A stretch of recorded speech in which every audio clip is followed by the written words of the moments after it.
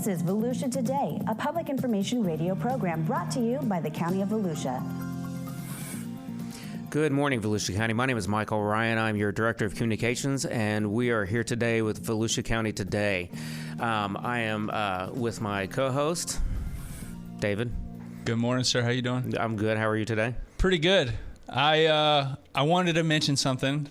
Last week we got off the show, and I got a frantic phone call from one of my friends who listens to the show. Yes.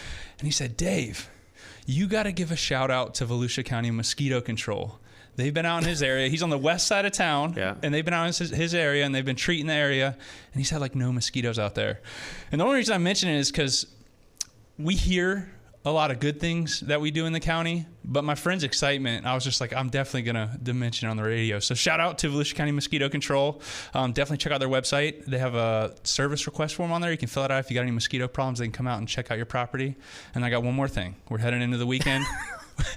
We got some waves. We got some rip currents. Please be careful out in the water. I would almost advise you not to go in the water this weekend. The wave heights are high. It's dangerous out there. Stay safe. Swim near a staff lifeguard tower. Download the Volusia Beaches app, and just please beach smart out there. Dave, you were out this morning, weren't you? Yeah, I was. Where and how was it?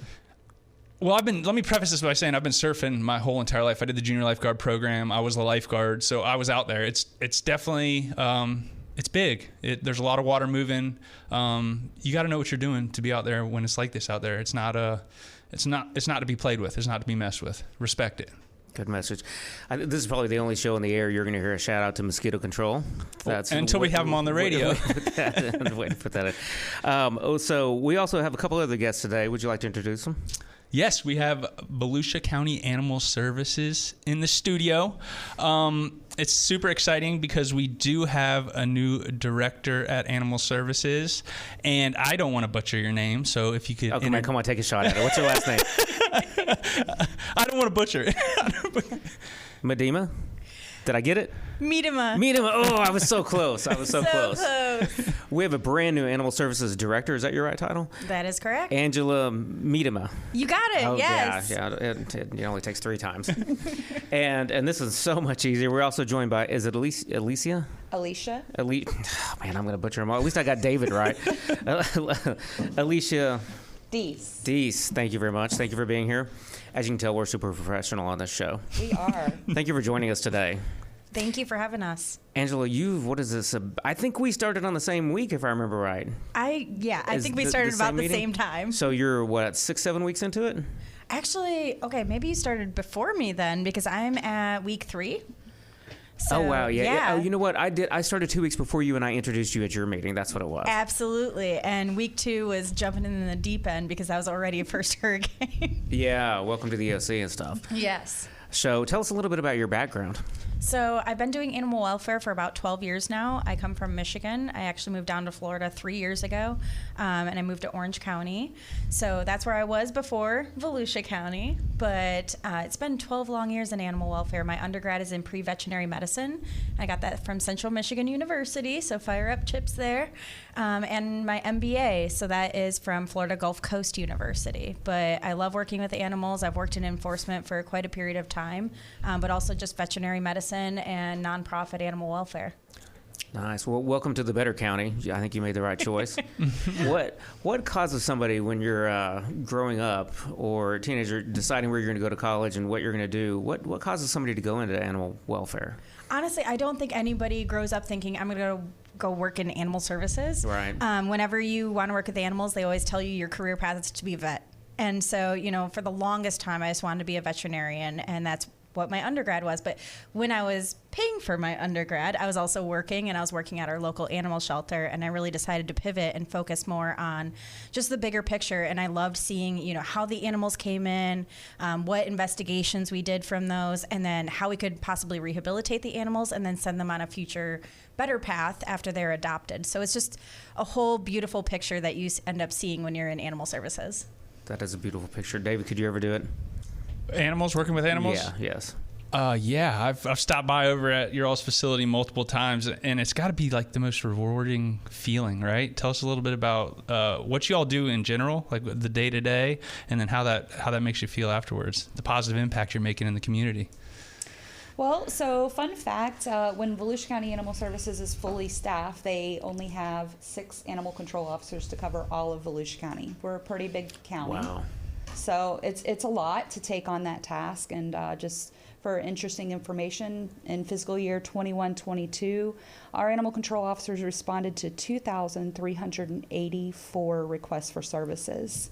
599 of them resulted in investigations for potential animal crimes. That's incredible.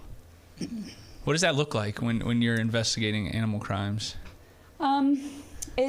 Sometimes it's heartbreaking, heart-wrenching, and there's other times that it's extremely rewarding because you see them walk out the door with a much better life ahead of them. Are there any like notable ones recently that maybe made the headlines on the news or anything like that? Some we're not able to talk about right now, I won't go in depth there, but we have had some really great successes.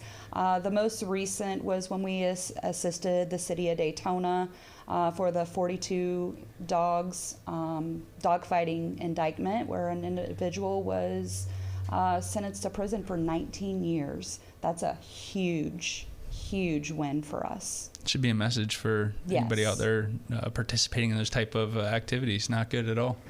Why are you looking at me? I'm not looking.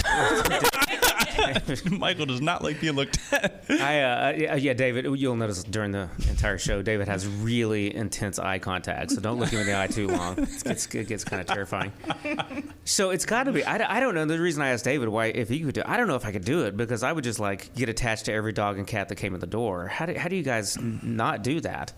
I think it gets easier over the years, and one of the best things is that you could foster.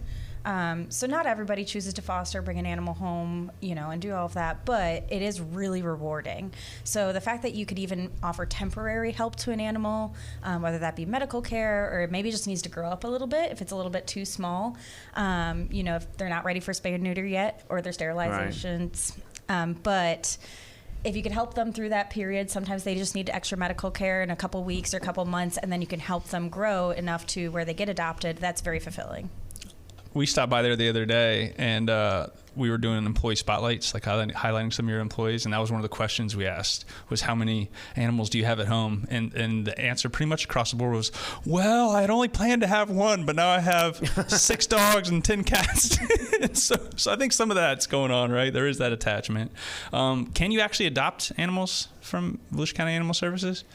So we actually have contracts with the shelters, the humane societies, but we do have the opportunity to adopt out when we have investigative cases and the shelters are full. We'll foster to adopt, so individuals who help us in these cases, for example, the investigation that we did where there were some animals that needed some medical fostering.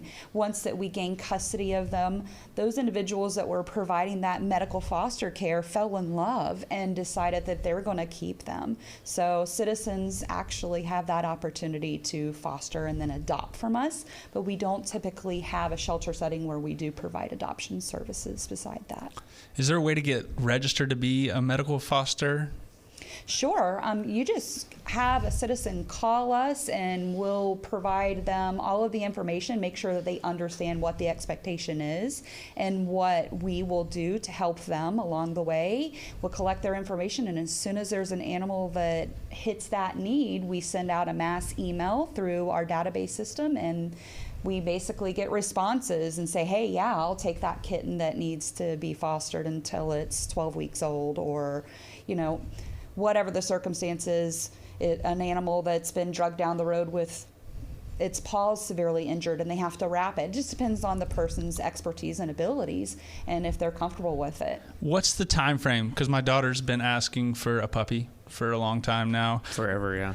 We got 2 dogs at the house right now. We got a bunny, we got chickens, we got the works. We got a baby on the way, But this sounds like it could be something where we're providing a positive environment for the animal, helping the animal out, and then also kind of giving my daughter what she's looking for, that something to love on, something to care for, even if it's for a short period of time. I'm sure we'd run into I want to keep it, Dad, but still, I think that might. So what does the time frame look like for this kind of thing, or does it depend and vary? It varies from each animal. If it's a medical circumstance, it's basically when it's ready to be adopted, basically if it's able to be spayed or neutered, if we have custody of the animal to be able to adopt it out, or it may be just an individual that needs time to grow, like Angela said previously. So each one is different. If you're looking for something really cool, we do currently have a ferret in the office. Wow. Send your daughter over. It may not be a partridge in a pear tree, but she can certainly. Well, I'd have to clear with the wife too. I'm just talking crazy. I'm just talking crazy on the radio. My neighbor had a ferret, and every time I would go over, she would sleep in the pots and pans, and then when they would open the door, she would immediately run up and run straight at my pant leg. It was terrifying. It was terrifying the 15th time, let alone the first one. So far, that hasn't happened with this one, I will say. But she is awfully cuddly, and she's very sweet. I think she came in as a stray, too. Yes. So somebody lost their ferret, and if you're looking for it, we have it. You have the ferret. Tell me a little bit of some of the more, for lack of a better term, exotic animals you guys deal with, ferrets, and what else? It's a hit and miss. Mostly we focus on dogs and cats, domestic pets. We do investigate chickens for animal crimes like blood sports, stuff like that. But for the most part, we stick to the domestic animals. If there is an exotic circumstance, we always include Florida Fish and Wildlife, and we assist them, and they are the lead investigators. Okay.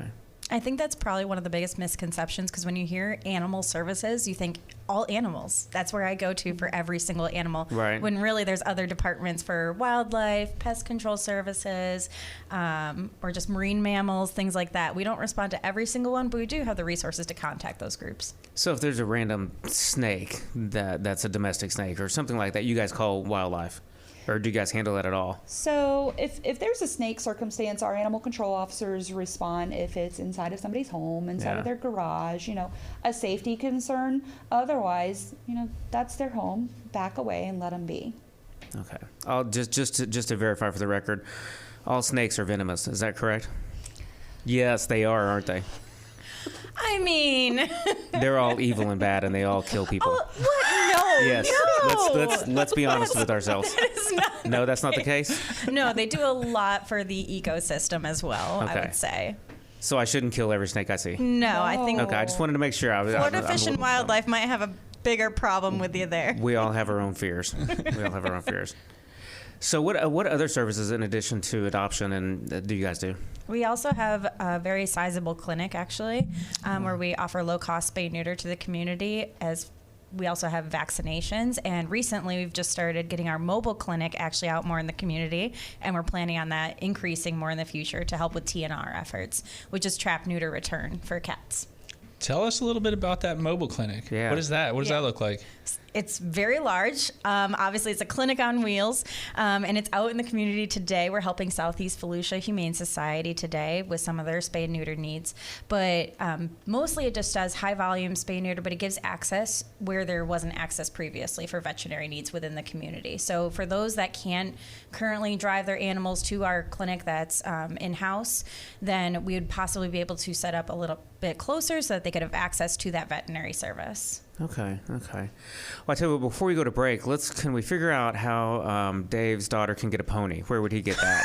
If he was a really good dad. Ring. Come on, man. Okay. My daughter can't listen to this episode.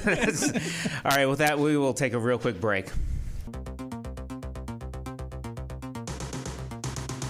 We are Volusia County Beach Safety. We're here to serve Volusia County's 47 miles of unique coastline. You know, Volusia County beaches. Yeah, those beaches. But also these beaches. We have millions of visitors every year, and we work around the clock to keep our beaches safe and beautiful. And you can help. Swim near a staff lifeguard tower. Pick up your trash and fill holes. Identify, avoid, and escape rip currents.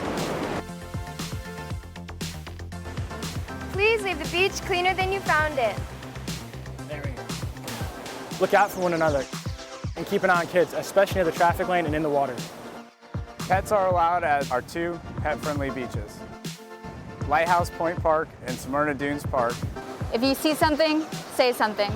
A clean and safe beach guarantees fun in the sun for everyone. Thank you for doing your part to keep Volusia County beaches beautiful. See you at the beach! Make the most of your day at the beach. Download the Volusia County Beaches app today. Sign up for real-time notifications on vehicle ramp openings and closings. Find staffed lifeguard towers. Get updates on tides and beach conditions, plus off-beach parking and coastal parks info. Volusia County Beaches app is available for your smart devices at the App Store and Google Play. We're back. I'm David Hunt along with Michael Ryan, and you're listening to Volusia Today, a public information program brought to you by the County of Volusia. Wow, Dave, very professional. Thank you for bringing us back. I read that. I appreciate that. So during the break, we figured out how Dave is going to get his daughter a pony and get Dad of the Year award. I think we were talking a litdo bit about the what you call it, the mobile clinic. The mobile clinic. So how often is it out in the community? Where can I find it? Is it all over Volusia County? And we do try to get to all over Volusia County. So we try to pick different areas based on the number of calls that we're getting, based on the demonstrated need from the community. You know, who doesn't have close access to veterinary services are the ones that we want to go to. Primarily, we want to do it TNR efforts, which is trap, neuter, return, which is our feral cats. So we really want to help reduce the feral cat population so we don't get to a point of overpopulation within the cat community. So I believe it's 21-22, we helped spay neuter 1,697 cats. Wow. Yeah, Those are all feral? Those are all feral. Trap, neuter, return is all feral cats. Angela, I'm super curious about how that happens. I mean, do you guys just go like set up and start walking around picking up cats? There's a lot of amazing community members that really care about our feral cat community, and so they will actually go out, trap them, and bring them to us. So if I choose to do that, is there any cost to me as just being a good citizen? Alicia can answer that one actually Alicia's better than the one that charges? Yeah. So actually, Volusia County, if the cats come from an unincorporated Volusia County area, it is free of charge because our taxpayers pay for that service. Okay. However, Animal Services is funded through the MSD currently, so it's only for unincorporated citizens, the free side. Your cities or yourself, depending on the agreement that your city has with Volusia County, has the opportunity to either the citizens bring the animals in or the cats in and then we bill the city $45 per cat, or the individual has to pay $45 per cat. I could be wrong, but I feel like you've given that spiel before. You've explained that more than once? Yes, sir. Okay. What other services do you guys provide? So we do vaccinations. Of course, that's still through our clinic and everything. So that's just to make sure that our animal population is healthy. We want them all to be healthy, sound. And then, of course, just as far as animal services as a whole, we go out in the community for neglect, cruelty cases, anything like that. But they've also been doing more community appearances. Yeah, so last year we started what we call Meet the Pack. You guys actually helped us with a little skit on it just to share it. And so it's basically like our own little version of Coffee with Cops, right? So folks don't always want to call 911 or the non-emergency sheriff's office number. They don't know what to do. Right. So when they're seeing us out there, we go out every last Friday of every month, and every animal control officer that is available responds to a specific dog park within Volusia County. And we just sit and visit and give those folks an opportunity to get to know us as individuals, as well as an opportunity for them to have an open door to just tell us about things that they're seeing in their community, whether it's a feral cat problem or their neighbors not providing food and water and shelter for their dog, or maybe they know about another crime that's going on. It's an opportunity for just direct communication with an animal control officer and to build that view of we're not the dog catchers anymore. Right. It is our goal to be community stewards for Volusia citizens and to reunite their animals in the best way possible. I would imagine that you mentioned the dog catcher too. I would imagine your staff and maybe you guys in particular, when you're out, especially out in the community, are you guys ever in dangerous situations? Every day.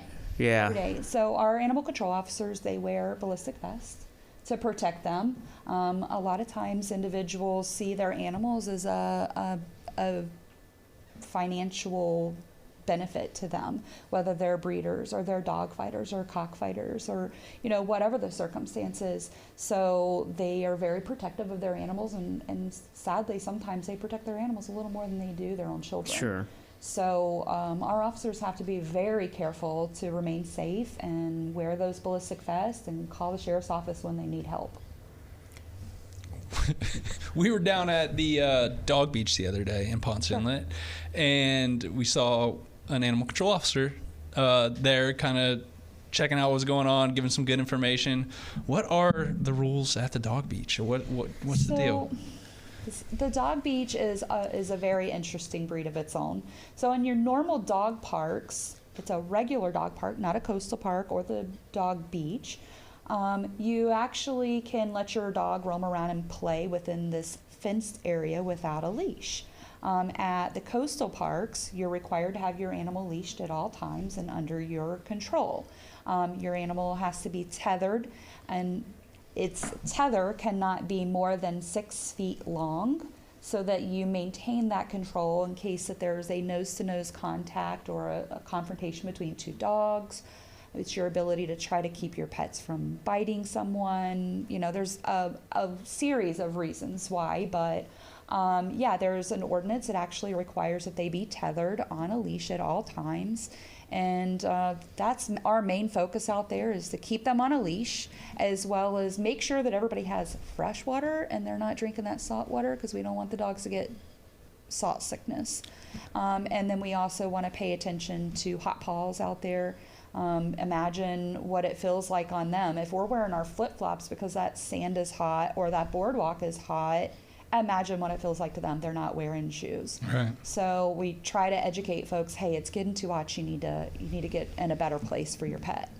And dogs are only allowed on the beach at Smyrna Dunes Park and Lighthouse Point Park right now. Correct. But we have a new dog park coming up, right? It's Rockefeller to... do you remember that? There's don't quote me on the other... That's the one in Ormond Beach? Yes, it's been in November, right? Beach that's happening starting in November. Yeah. So when you pilot program, the pilot program happened right before I got here. So it's not temporary is not the word, but there's an end date to it, right?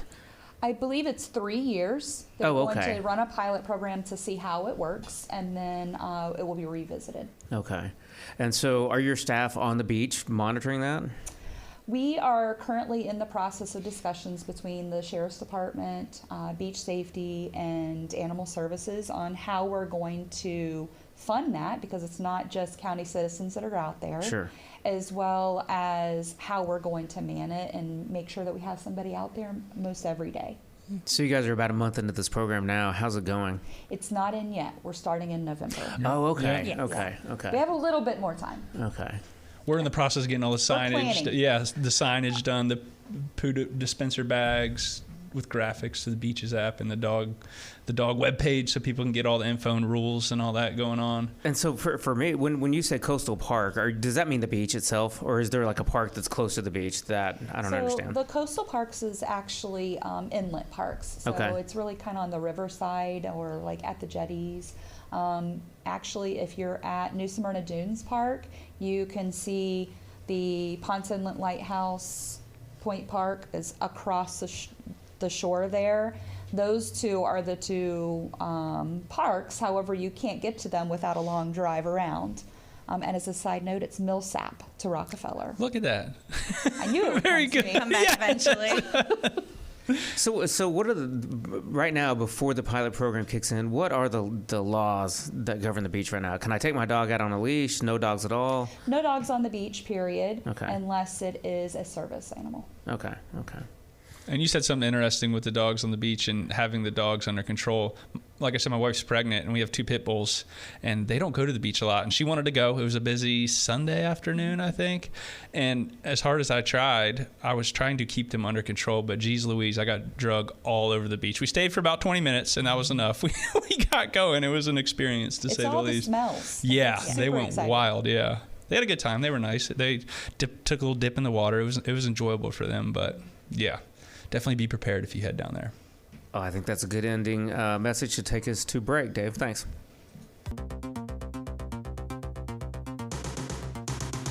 We are Volusia County Beach Safety. We're here to serve Volusia County's 47 miles of unique coastline. You know, Volusia County beaches. Yeah, those beaches. But also these beaches. We have millions of visitors every year, and we work around the clock to keep our beaches safe and beautiful. And you can help. Swim near a staff lifeguard tower.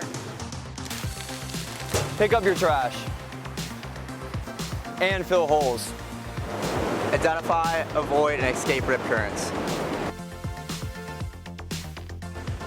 Please leave the beach cleaner than you found it.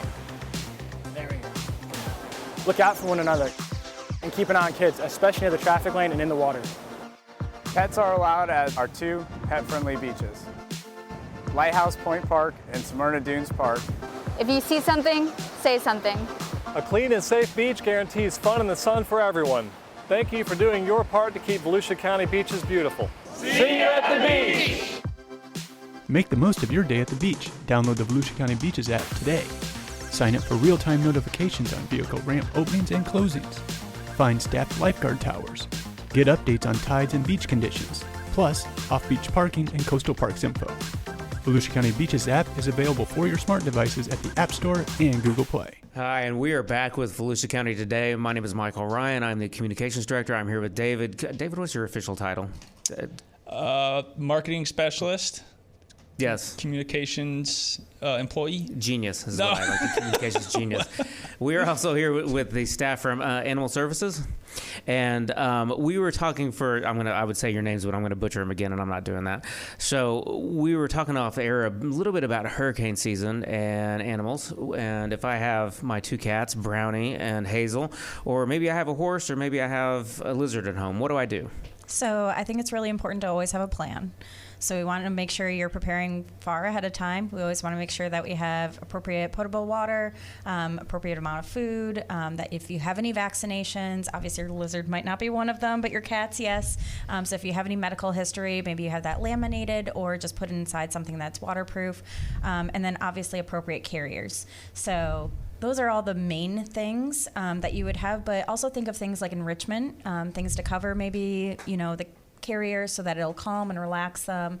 Enrichment items might just be for a dog, something like a Kong or just a toy to keep them entertained. And then obviously your leashes and different things. But you also want to have ID tags if you have them available. So a lot of our animals are microchipped, but it's usually good to have it on the collar, whether you write that right on the collar, have it embroidered, or if you have their tags on them, just some sort of identification in case they get separated from you. For livestock, that might mean writing on the rear end with chalk. Okay. So we had a recent kind of near miss with a hurricane. What do you and your staff do during that time? It is a flurry of events, I will say. Got a peek at it my second week.